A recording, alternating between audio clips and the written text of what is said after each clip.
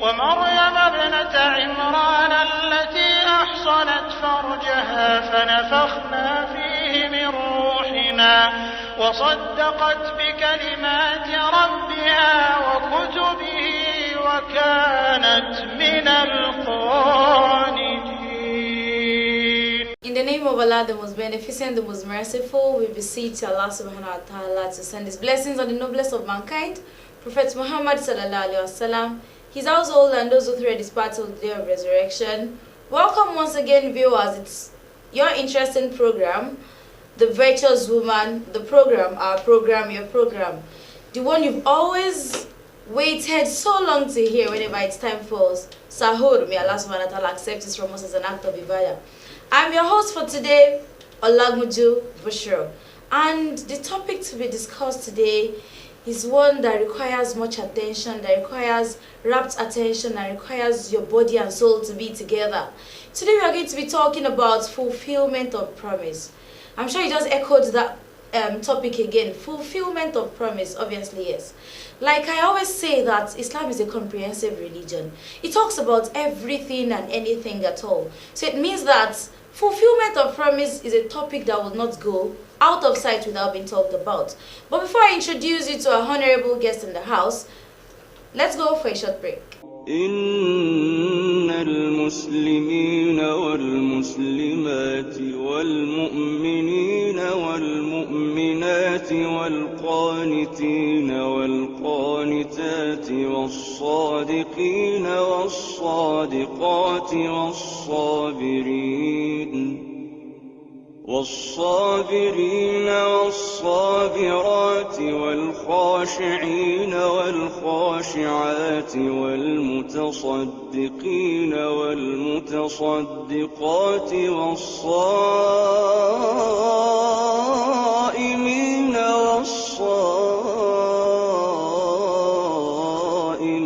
والحافظين فروجهم والحافظات والذاكرين الله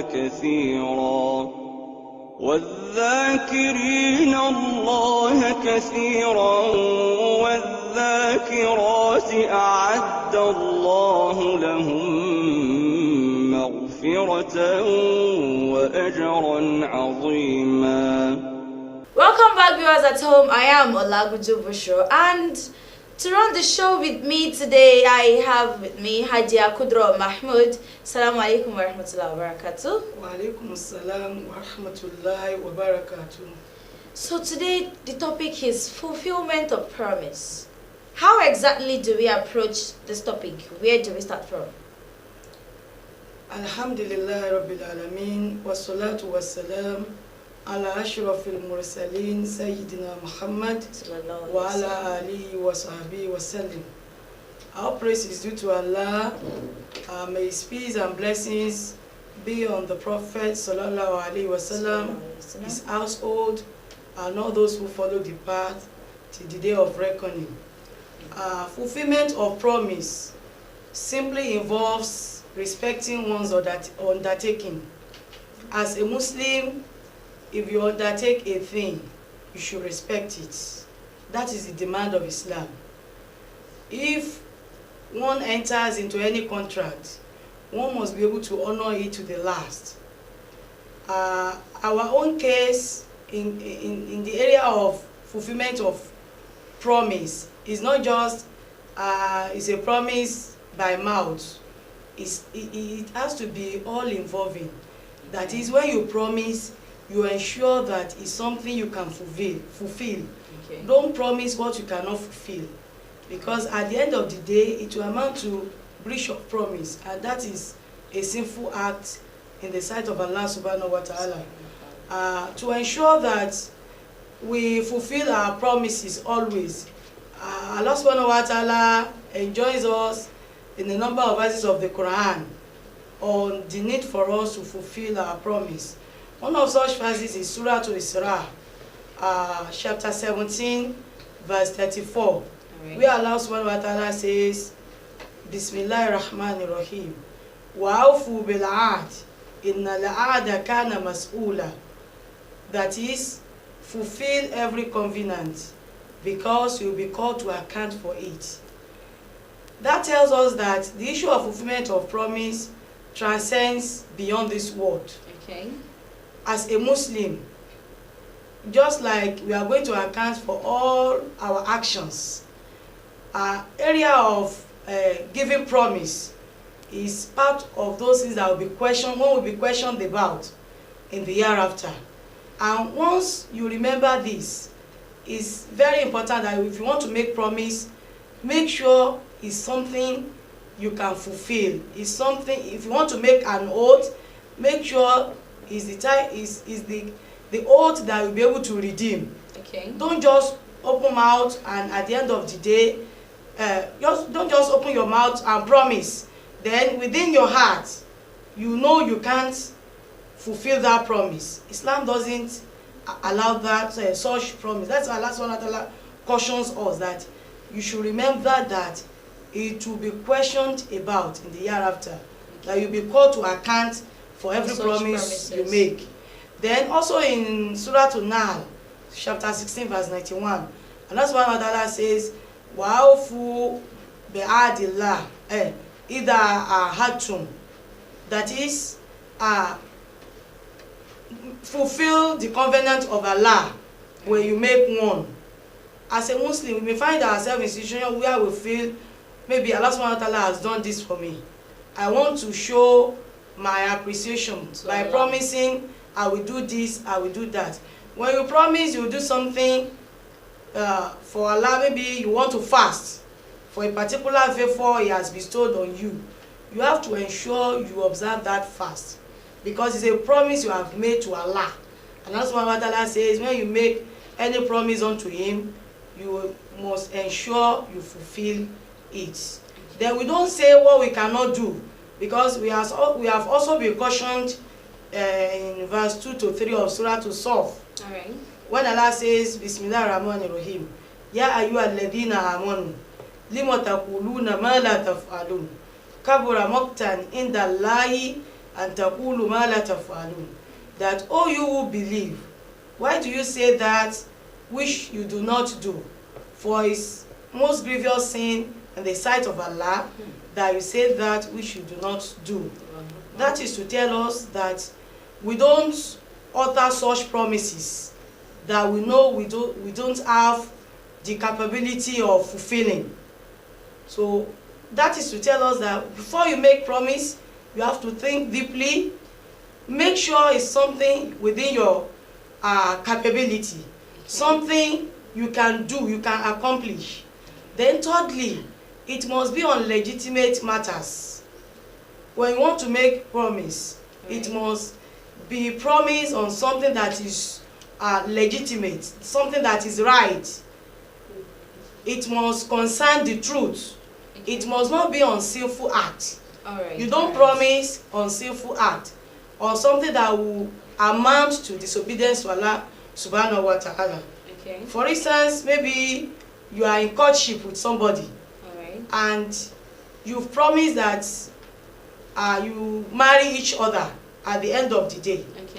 If it happens that this partner becomes wayward, becomes a drunkard, leaves the path of Islam and start doing all prohibiting acts, as a Muslim sister, you have to be alert. You have to think deeply before you continue with such relationship. Because truly you've made promise to each other, but here is your partner, your to-be husband, becoming fully engrossed in sin, and yet you still wish to fulfill that promise. No, it is not that type of promise that Allah Subhanahu wa Ta'ala talks about, because this already involves sinful acts. So at such point you have to break your promise, because it's no more in obedience to Allah, rather it is in disobedience to Allah Subhanahu wa Ta'ala. I'm sorry, I think at this point I really like the aspect where you're talking about not saying something you cannot do. I think before we proceed, we should address the mothers at home now. I'm aware of mamas who always tell their children that, don't worry, I'll buy you biscuits and I'm coming back. Or, okay, you want to go out with me? Tomorrow I'll take you out. Such statements, are they also regarded as promises? Yes, of course. They are promises. Okay. And that involves between parents and children. Whenever we promise our children, we must ensure we fulfill it. That is the demand of Al-Islam. That is, you don't say something you know you will not buy.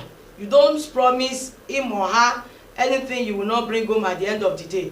Because if that continues, the child will grow to believe that my mother doesn't fulfill her promise. And my mommy will always lie that she will buy this, she will buy that. And at the end of the day, she will not buy it. So in a way, if we are not careful, the child will lie, we learn to be an untruthful child as the time goes on, because we are teaching him or her how to tell lies already.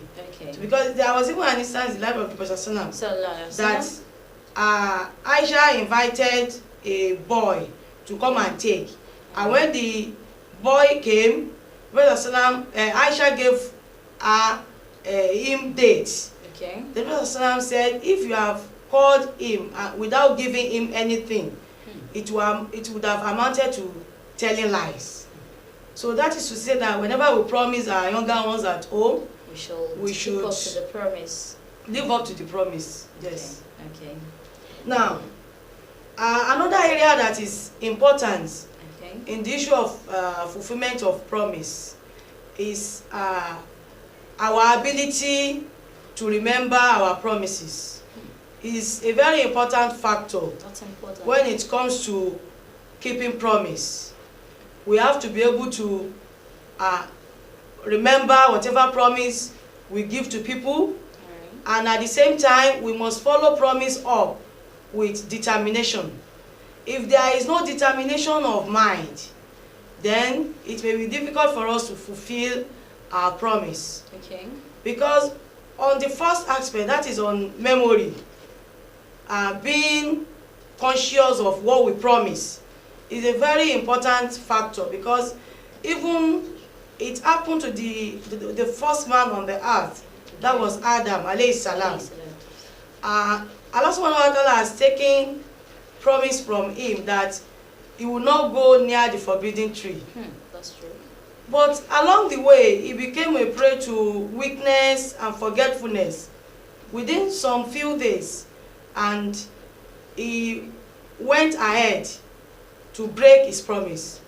What really happened to him was forgetfulness, a kind of memory that was not awake, and as a result, he offended Allah subhanahu wa ta'ala. So we should take lesson from this, that whenever we promise, we should ensure we follow up our promise with a conscious mind, a wakeful heart is very important. And at the same time, a strong will to ensure that that promise is finally accomplished. In the process of fulfilling promises, there is no doubt we come across some inconveniences, such that we have to make sacrifices along the way. We have to make sacrifices. So if there is strong determination, we actually follow it up till the end. So these two factors are very important when we give promises. Alright, Hajia Kudro, there's something I would want you to touch on that will probably be after the break. There's this common attitude of politicians making promises, and I think we are always at the receiving end, because we are the one who is being promised, and at the end of the day they really don't meet up to those promises. Sometimes it might not even be politicians at the higher level. It could be probably somebody taking up a post at the local level, or probably in the university where you find yourself or something, and most times we just listen to those empty promises. They have been like that for so many times, and it's just so repeated. So viewers at home, if you're just joining us, it is the virtuous woman, and the topic for today, like I said earlier, is fulfillment of promise. Join us right after this break. بسم الله الرحمن الرحيم. قد أفلح المؤمنون الذين هم في صلاتهم خاشعون والذين هم عن اللغو معرضون والذين هم للزكاة فاعلون والذين هم لفروجهم حافظون إلا على أزواجهم أو ما ملكت أيمانهم فإنهم غير ملومين فمن ابتغى وراء ذلك فأولئك هم العادون والذين هم لأماناتهم وعهدهم راعون والذين هم على صلواتهم يحافظون أولئك هم الوارثون الذين يرثون الفردوس هم فيها خالدون. Welcome aboard, viewers at home. It's time out with Hajia Kudra Mahmoud on the topic fulfillment of promise. So Hajia, before we went for the break, I was saying something about making empty promises and those at the receiving end. How do we corroborate the two? As believers, as Muslims, it's not right to make empty promises.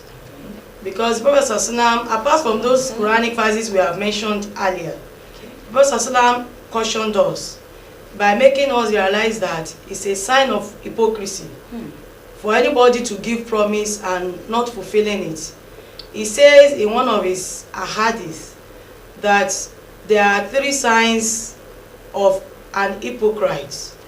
That when he talks, he tells lies. When he makes promises, he does not fulfill it, he breaks it. And when he is entrusted, he betrays the trust.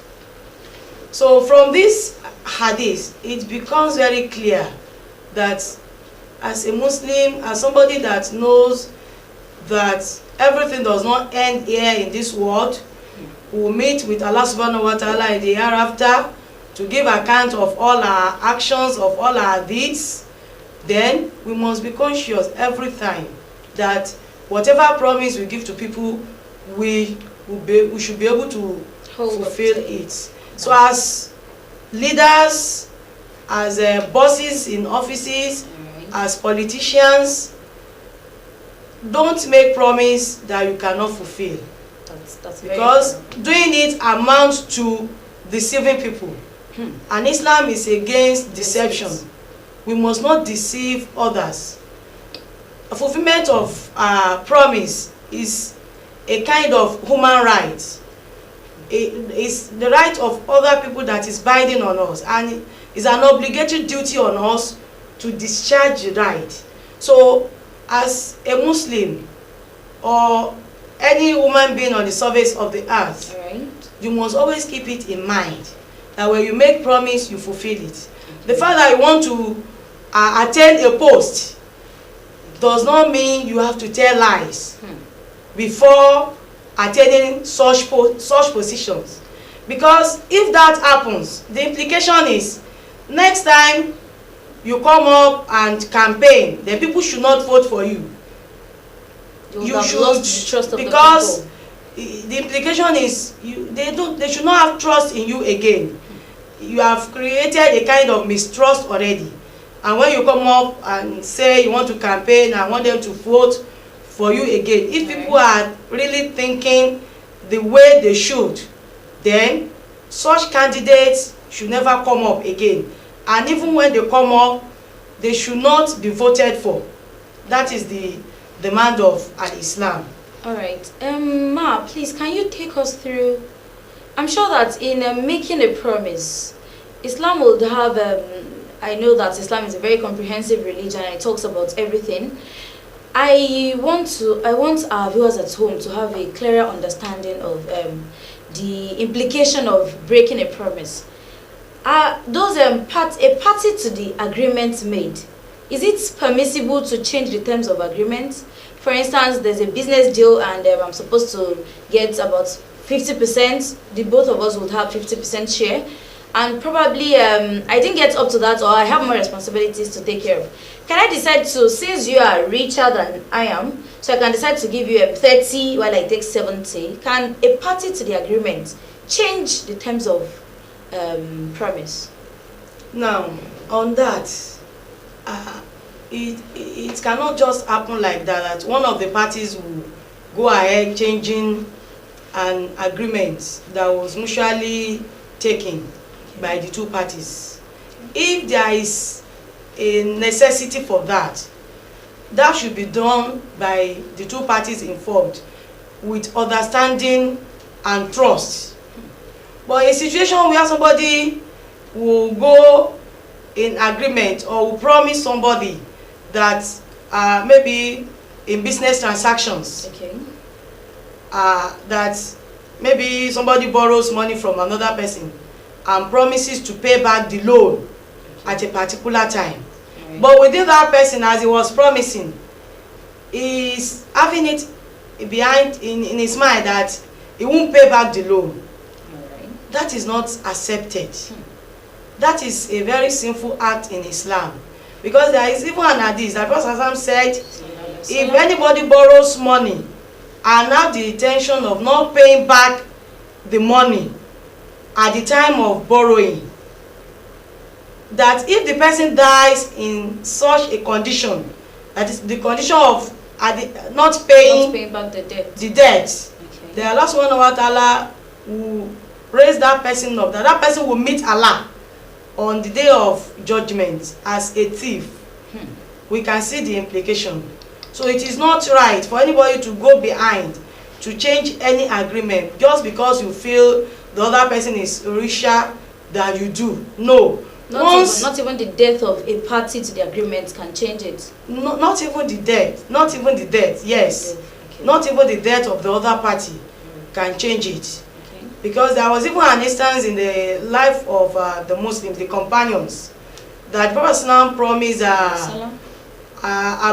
Jabir. He promised Jabir Ibn Abdullah, Okay. that when they come back from a battle in Bahrain, that is going to give him so and so amount of spoils of war. Okay. But before Bahrain comes, Prophet died. So it was at the time of Abu Bakr that this battle came up. And Abu Bakr was aware that Prophet promised some companions that he will give them money that comes out of the spoils of war from Bahrain. So at the end of the war, Abu Bakr announced that those who had promises from the Prophet on the Battle of Bahrain should come up and say such promises so that he could fulfill it for them. And this companion, Jabir Ibn Abdullah, went to Abu Bakr and told him what the Prophet promised. And that was how the promise was fulfilled. So, other areas where we need to be watchful of the promise we make involve the area of mahar. When a man promises to give a particular amount or gift as mahar, he should ensure he fulfill it. That case of promising an amount for mahar and having it in mind that you will not pay is not allowed in Islam, because Islam said in one hadith that if somebody promises to give his wife a mahar, that is dawah that is given to a woman in Islam, and at the end of the day he did not give the mahar because he really meant not fulfilling it, that such person will come on the day of judgment as a rapist. That is to make us know the implication of playing away or treating issues in Islam with levity. So we have to be very careful in anything we do. May Allah subhanahu wa ta'ala assist us. Now, Jazakumullah khairan, I was just about asking, but you have already touched one or two implications of neglecting promises that we have made. Just in 1 or 2 sentences, can you tell us the benefits of keeping your promises, fulfilling your promises, in just about 1 or 2 sentences? Now, alhamdulillah, I mean, when we fulfill our promise, we have an atmosphere of confidence. There will be trust. And peace and harmony will reign on the surface of the earth. And that is what Allah subhanahu wa ta'ala actually wants by creating man. That there should be harmony. There should be peaceful coexistence.